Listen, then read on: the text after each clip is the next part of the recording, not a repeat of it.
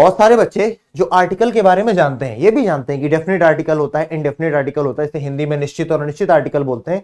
ये भी जानते हैं कि डेफिनेट आर्टिकल के अंदर सिर्फ दा होता है और इनडेफिनेट आर्टिकल के अंदर ए और एन आते हैं।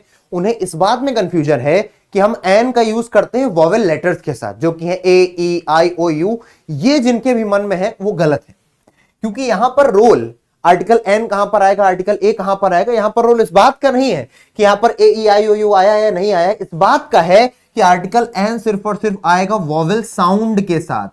वोवेल साउंड, जिसे आप हिंदी में बोल देंगे स्वर ध्वनि। स्वर ध्वनि क्या क्या होगी एक बार मैं आपको बताता हूं। तो छोटा आ, बड़ा आ, ई, बड़ी ई, छोटा ऊ, बड़ा ऊ, ओ, औ, साथ के साथ ए, अंग और अहा। अगर आपको यहां से कुछ शुरू होता दिख रहा है, हालांकि आप अंग को हटा भी दीजिए, मोस्ट प्रोबेबली आपको जो देखने को मिलते हैं बार बार वो ये होंगे, छोटा, बड़ा, छोटी, बड़ी, ऊ, ओ, औ, ए। ये अगर किसी लेटर, किसी वर्ड के शुरुआत में ये ध्वनि आ रही है तो वहां पर आर्टिकल एन आएगा। जैसे मैं आपको एक एग्जांपल देता हूं, ए आएगा या फिर एन आएगा। एक वर्ड मैंने लिखा यूनिवर्सिटी, यूनिवर्सिटी जो यू से स्टार्ट हो रही है, और एक मैंने लिखा अम्ब्रेला, अम्ब्रेला।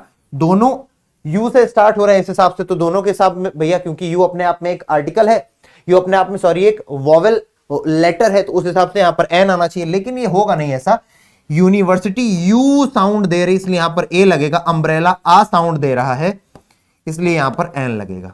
उम्मीद करता हूं आपको ये जो डाउट है ए एन वाला अब सभी को क्लियर होगा, और अगर क्लियर है तो प्लीज मुझे कमेंट सेक्शन में बताइएगा।